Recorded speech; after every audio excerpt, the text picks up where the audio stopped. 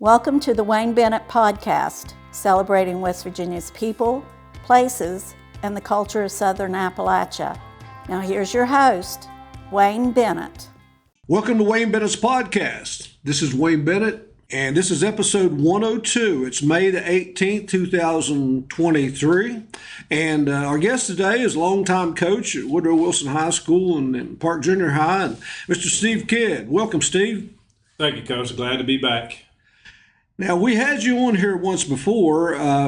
It was November the 6th, 2021, episode 40, and we talked a little bit about you growing up in Beckley and getting involved in sports. But today, you're the track coach here at Woodrow Wilson High School, and you're one of the founders of the Track Hall of Fame. Can you tell a little bit about how that got started? Yeah, sure.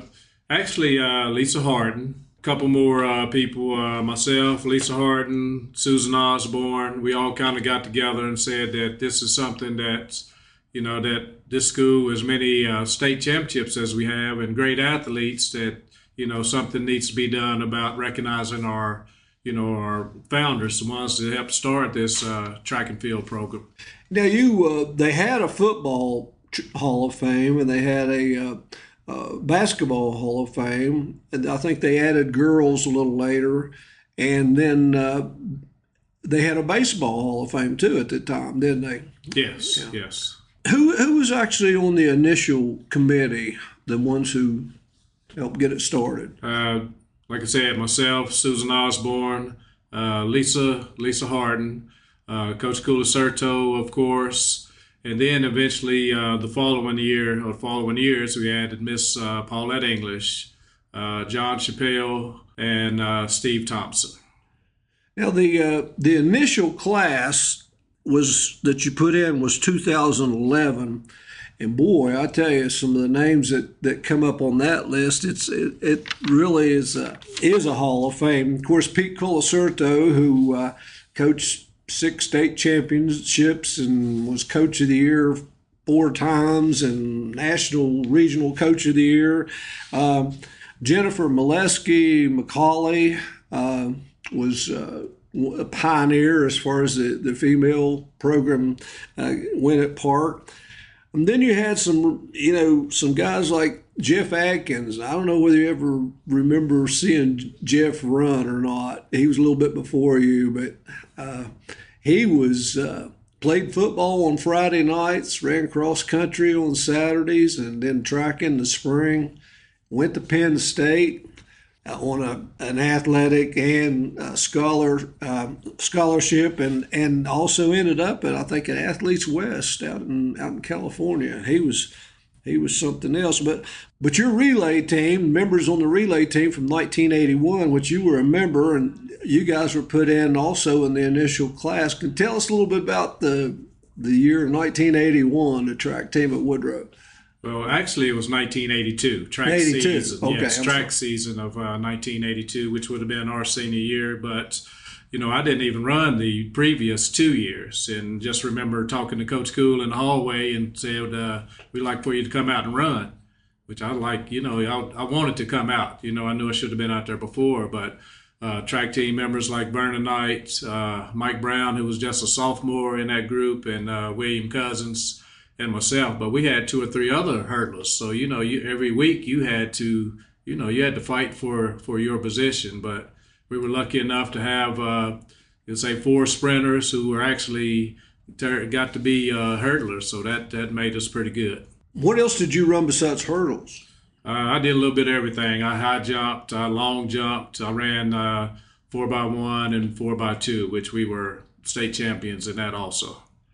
Now, that shuttle hurdle team set a state record, and was that 82? That was track season 82, yes. And I think the time it was 55:86, and to this day, 2023, that record still stands. That's the oldest record in the books, isn't it? As far as meters concerned. Yes, it is. And actually, before that, we had the 4x1 and 4x2 from the previous year. From I think '83, that group broke our state records. Yeah, but hurdle wise, yes, we still own the state record. That's remarkable. And I mean, if I can add right, that's something within 41 years, something like that. That's pretty good. Yeah, definitely something to be proud of. Yeah. Definitely. And then you had a couple guys in that first class, Andre Gray and Kenneth Steelman. We called him Scooter. And man, what athletes. And when I first started coaching football at Park, I was assistant football coach to Art Lambert. And our first game was Beckley Junior High. First game I ever coached football. And in the backfield of Beckley Junior High was Andre Gray and Kenneth Steelman. And it was, we had a pretty good ball club with Terry Nichols and that bunch, but we couldn't stop those guys. Those guys they were horses and good athletes and outstanding track people. But, and then mentioned Terry Nichols. I got to coach him in football and track. And one particular meet at Park Junior High, we were supposed to go to Charleston, and the bus didn't. We couldn't get a bus, or the bus didn't show up, and so hadn't made arrangements for rides, and so all the kids were getting the rides back home. We couldn't go to Charleston, and Coach Mahalik and I were standing there after most of the kids are already gone. Well, there's Terry Nichols and a couple other guys are better runners, and I said, I think we'll just throw them in the car and going down to Charleston. So we took 4 runners down to Charleston and ended up scoring. I think we finished 4th in the meet and probably scored the same amount of points we'd have scored anyway. But we didn't have to take the whole team. But it was just one of those. He was that good of an athlete. But I do remember him in high school. One year, it might have been his senior year, he was taped up a lot. He pulled a muscle or something, and he didn't quite get the times that he normally got. I don't know. I remember. I wasn't here then, but I remember being at the state meet, and I think he was a 200, 400 meter runner, if I'm not mistaken. But I know he was a tough athlete. He ran hard and he worked hard. Yeah, he was a great guy too. And then you had, of course, Stephanie Arline was the first girl athlete that you put in the Hall of Fame. You remember some of her qualifications? Yeah, and I watched her. Like I said, I wasn't around at that time. Not here, but the team that they had, and that was state championship team. That's the one and only girls state championship that we had. But they had a bunch of sprinters. She and Dee Dee Taylor, and I can't remember all of them, but I think Chris Staples, and so they had some great female athletes on that team. And of course, Miss Molesky, did a great job with those girls. Yeah. And Tommy Moore that came up from Stratton, and he ended up playing football at Marshall. But Tom Reed is a name that really sticks out with that particular group. He actually got a track scholarship, I think, and he had some times that were nationally ranked. Yes. And I remember 200, I think, was his, or 220, yes. I think was his best race, but he was an exceptional athlete. I don't know exactly where he did go to college. I keep in touch with him, so I talk to him once or twice a year. He's right now in Goose Creek, South Carolina. I think is where he is now, but I sort of remember him running. I would have been in second grade then. I think he was class of 72, but I just remember hearing stories from Coach Cool, and I know they went to, he qualified for the Nationals, if I'm not mistaken, and I know Coach Cool and them flew to Colorado Springs is where they went there. Yeah, he was fun to watch, and he usually had, in his younger days, he had a pretty nice kick. A lot of times he'd come out of the turn on the 220 and be behind, but turn it on there at the end. He was something else. Of course, it's when you start a Hall of Fame, it's a little easier at the beginning years because you have all state champions, most of them. But How do you actually pick the people that are put in each year? Do you sit down and do you guys talk? Do you trade? How do you do that? Right now, we have history books, of course, that goes back from the history of Woodrow Wilson all the way back into like the 20s. So what I've been doing lately, I go back through and somebody kept great records. So I can go back through and find names, and they even kept how many points they scored, like during the year and stuff like that. So I try to pick names from there. We do recommendations from former athletes or Hall of Fame athletes. Coach Cool was around forever. So kind of go through him. So we try to get everybody that we can. And most of the runners that you've inducted have been after the 1950s. There was a couple there in the 50s, but it's kind of hard. Woodrow Wilson in 2 years will be 100 years old, and the school will, and then you get back into the 40s, 30s, and 20s. I mean, it's. I know there was one guy in the 40s that held a state record in the shot put for years, but most of those people have already passed, yes. and even a lot of their heirs have passed, and yes. It's kind of hard to make any kind of contact or whatever. And then a lot of people have just forgotten, the people that remember them. But looking over the list, a few of the people that I remember, of course.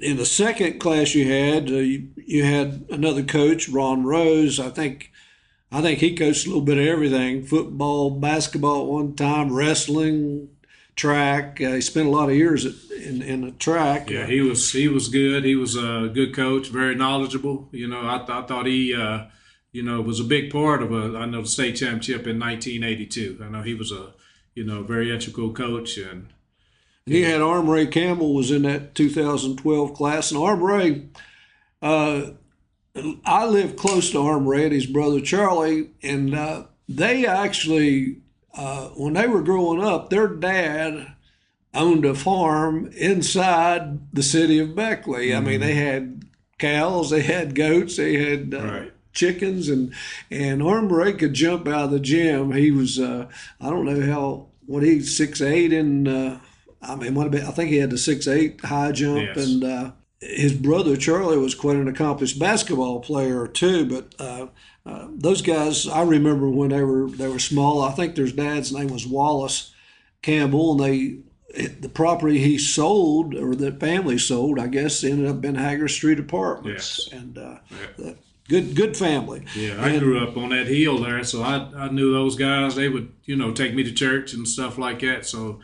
I grew up on top of that hill there on Gregory Street, so I knew all of those guys from down that way. And also in that class, Walter Lawson. Walter Lawson. He lived around there too, didn't he? He lived on the bottom of Hartley, on the bottom of Gregory Street in Hartley, and his family, of course, were great track athletes. His oldest brother, who was tragically killed, and then his youngest brother, Tony. All those guys were great track athletes.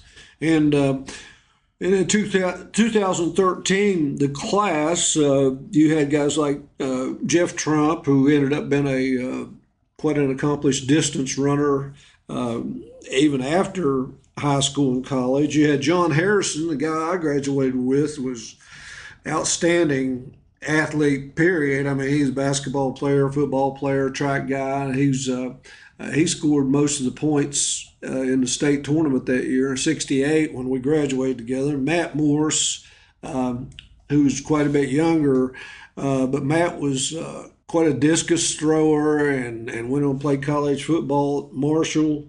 You put Vic Peelish in there. Vic's one kind of, I didn't realize this, but Pete Colacerto told me Vic's taught him how to coach hurdles. Right. And he done a good job there, because we pride ourselves on that. We've always had good hurdle groups and good relay groups. Yeah, and mentioned hurdles, that same class, Raymond Stiles. I had Raymond in class. A couple others, 2015, Bullet Bob Mosley, had him in there. Bob coached cross country and track for years, and he was always around working and trying to recruit, and trying to get some publicity for the cross country and track teams. And of course, you mentioned John Chappelle and his brother Tony are in there. Dwayne Toller was another guy. He was a year behind me in school, but Dwayne, he came over from Stratton. He could long jumper, jump. He could do about anything. Long jumper, yeah. And I think he went to college in where Cleveland State or somewhere like that. I think that's where he went to college to run track or as a long jumper. And the same class with him was Roosevelt Neal. He played football and threw the shot. And still owns the school record in shot put. Yeah. See, he's out here, comes out all the time and walks and stuff like that. I get to talk to him at least once a week.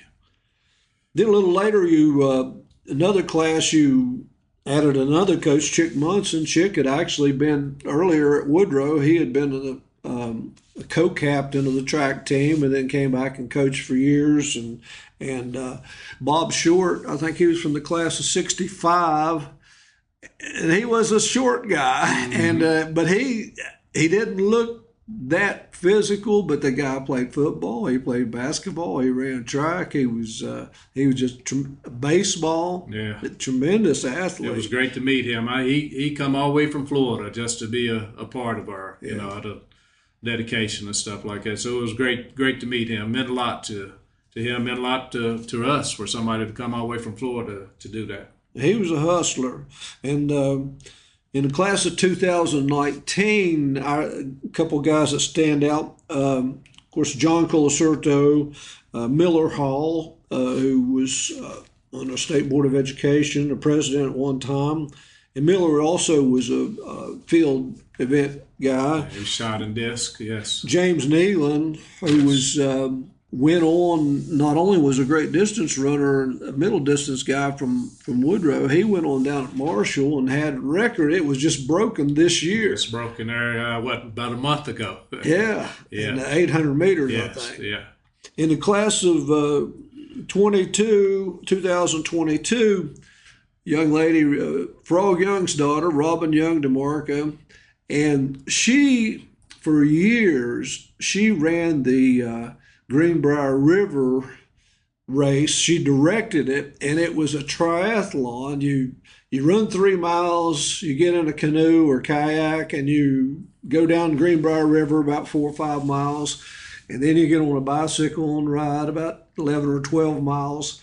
And she did that. She was the director for years, and I mean, it was a big time deal. People come in from everywhere. They'd have about 400 people, and have a big festival afterwards with music and food. And I went up there 2 years and did that race, and both of them were. You never knew what you were going to get. One year we went up, it was real hot, the water was low, and all the times were real slow. Mm-hmm. The next year we went up, it rained for a week, and the river was real high, and so all the times were real fast because you just zipped down the river. And then a guy that I never coached, but Jason Tex Walker, he was a 400-meter guy. And 800-meter. He was 800. He ran 400 for us also, which was good. And he placed in both of them in the state and actually ended up winning the state in 800. He'd raced two or three guys that he'd never beaten before. Beaten. And then the state meet, he ran his best time, ended up first in the state there, Jason Walker, yes. Yeah, he moved here from somewhere. I think he might have moved here from Texas. He might have, and I think he's in North Carolina now, and I think it's where he is there. But he was a good runner. And you mentioned Lisa Harden, and of course it's Lisa Harden night now, and yes, she's done a lot to help with the Hall of Fame. Yes, Wakey Ali and Mergie Bradley all in that same class. And, like I say, we got a lot of great ones. You know, it's hard to get everybody in, but just want to let everybody know that we are working, trying to get everybody in that deserves to be in. Yeah, it takes. Yes. Now, where do you get the money? I mean, how do you pay for trophies and plaques and those kind of things? Running these meets, we run our Pete Concerto meet, formerly the Beckley Relays. We wanted to change the name of that. Then we run a middle school meet. And then this past year, we got lucky and was able to run the Coalfield Conference meet, which right now it's only 4 teams. But eventually, from what I understand, where the MSAC is breaking up, we're going to get about 6 or 7 teams from the MSAC. But I got a good group of people who work that help me run the concession stands, help me run the meets and things like that. So that's how we are funded right now. And this past, 2 of the people that are in this past class that I remember, Robert Frazier and John Fox, and in 2022, you decided to start adding people that had run at Stratton High School, which I think is an excellent idea. And those 2 guys ran at Stratton when I was in high school. And how did you come up with the idea of adding the Stratton athletes? You just think that was the right thing to do? Yes, and we called it Beckley. It wasn't just Woodrow Wilson, Track and Field Hall of Fame. Okay. We kind of changed the name to Beckley, which includes all the athletes from Stratton. And that school has never been, or their athletes hadn't been involved in anything else that that we do here at Woodrow Wilson. So I want to make sure we recognize Beckley, all of Beckley, and our athletes. And they, I remember Frazier. He ran 800 meters, I think, real good runner. And Fox, when in high school, he was a year ahead. They both were a year ahead of me in high school. But Fox was a high jumper and a hurdler, and did participate in the sprints. And then he went on down to West Virginia State, and the triple jump was made for him, man. I mean, he was had the long legs, and he set records down there, and he's in the West Virginia State Hall of Fame. Yes. And quite an athlete. But you coached at Beckley from after Pete finally decided to give up the head coaching job. You coached from 1993 to 2001. Then you quit for a while, and then coaching track, and then you came back 2016 until now. Who coached in between there, track? From what I understand, when Coach Cool first resigned as the head coach, he was assistant. He became assistant, and if I'm not mistaken, it was Gary Nichols. I think Gary Nichols took over for 1 or 2 years, and then he resigned. And the only way that I knew about the job is that some kids from Stratton that I coached, like Shannon Ross and some of those guys, I was working at the Votech down here, and, they come down and talk to me and say, we don't have a coach. We'd like for you to, come up and be our coach. And I had no idea that, Beckley, with all the history, that wouldn't have a track coach of all things. So I come up and, Coach Cool and I sat down for about 2 weeks straight just talking about what was going on with the program and what we needed to do and things like that. So, I applied for the job. I was the only one to apply for it. So ended up with a good class. I had kids that come from Stratton like Ellis Pittman and some of those guys like that. Those guys were good athletes. So, I stepped into something that was pretty good. Uh-huh. Yeah. That was in the 90s. That was 93? 93, yeah. 93, yes. Who coached after you quit? I think John Lilly may have coached 1 or 2 years. Tim Carrico, maybe. Okay. And I'm not sure if there was anybody else. I was at Park. I coached at Park up there, working with you. I coached track up there for a couple of years while I was coaching football. And somewhere along the line, they quit having meets here. Wonder why? I think the track got so bad that it wasn't safe to have a meet, from what I understand. On the far end, scoreboard end, where all the pine trees and stuff like that, you couldn't run. We'd have meets you couldn't run in lane 8 because the roots were growing up through lane 8. So, we had to get a track, make it safe for the kids. Now, in 2016. The Carter Foundation gave you guys some money. Was that to pave the track? or That was probably part of it. That was Mike Kaminsky and Vault. I can't remember which one it is. One works uptown there. I think they got together and said, let's put this together and let's do this. So those guys really, started all of that with the money and raising the funds and stuff like that. That's how we got new high jump stuff, all new hurdles, all of that stuff that we have now that's not brand new anymore, but it's better than a lot of these places you go to. So, I credit both of those guys with that. so you didn't have your first meet until 2018, and of course in 2015 we named the track after Coach Colasurto, which we had a little dinner and a get together there, and which was a great thing. But I didn't realize that there wasn't even having any meets at the time. Yeah, if you remember, we did those things on Friday nights. We did those or had a dinner and things on Friday night, and then we'd walk up to the football game, and then they would announce our inductees. And I think you kind of spearheaded that, getting the track renamed, and the monument that we have for Coach Colasurto. Because if I remember right, you and I had to speak at the Board of Education. Yeah. You remember that? And then remember it was when they were talking about closing Stratton. Remember we got up there and it was standing room only in there. Huh? Luckily, they let us go first and get out of there, because that could have been a long night. Yeah, it was packed up there that night. I didn't know what was going on until I walked in there and saw those people. Like, uh-oh.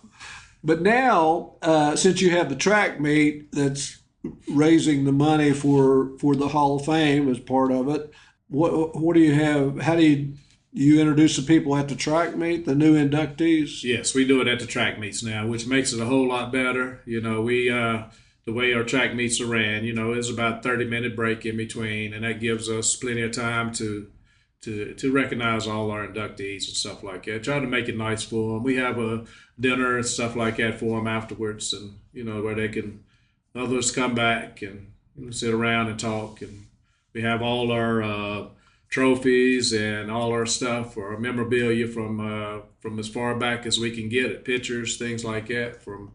And we all have it laid out in the dressing room there.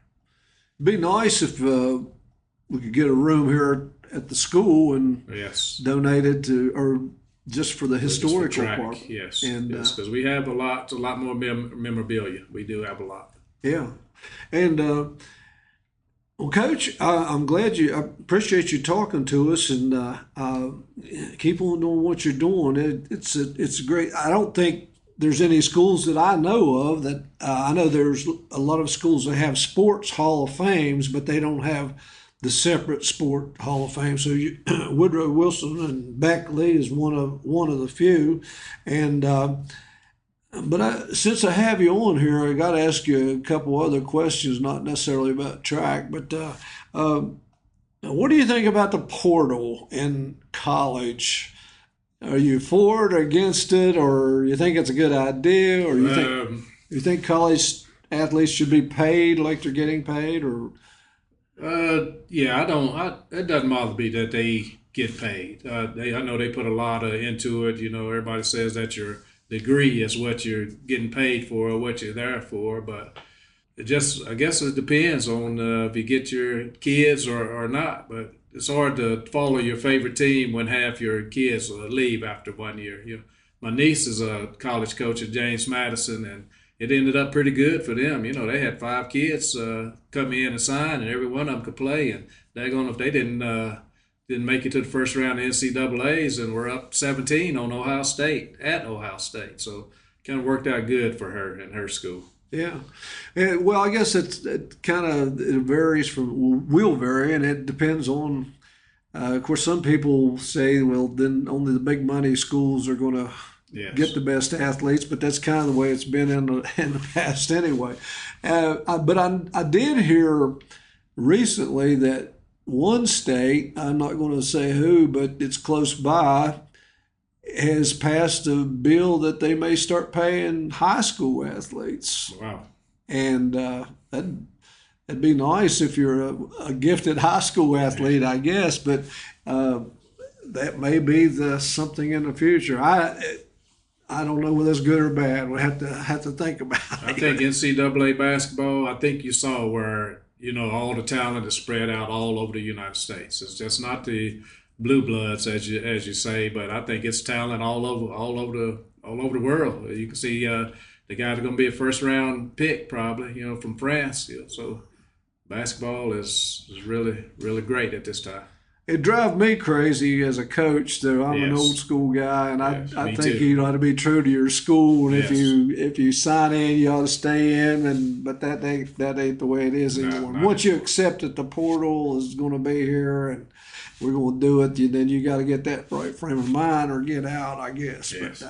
But I appreciate you talking to me, Steve, and the door's always open. You're welcome to come anytime, mate, and speak, and you keep on, like I said, keep on doing a great job. We're And trying there. We got two good assistants, James Nealon and Shannon Ross. Them guys come and work every day. It's a shame I'm going to lose James. He's got his job transferred to Ashland, Kentucky. So, his kid is ranked number 2 in the state in 1,600. So we're going to lose him next year. So I hate to see him go. oh wow, Yes. yeah. Well, and another thing we can tell the people listening, we're taping this the day before the state meet in West Virginia, and the one thing that I've noticed in the past few years have really improved has been the times and the distance, and I mean it's just those guys are running under 2 minutes. Everybody's running under 2 minutes, Yes. in the 800 meters and 1,600. If you're not under 420, you're probably going to Yes. have a hard time. 3,200 meter times. Those kids up north, Morgantown University, man, you ought to see those 3,200 meter times too. Really? So it was great time. So Yeah. it'll be a great state meet. Well, listen, Coach, good luck to you, and appreciate it. Thank you, Anybody Coach. else out there would like to be on our program, you can contact me at awbennett50@gmail.com. And remember, if you're not dead yet, you're not done yet. Till next time, God bless.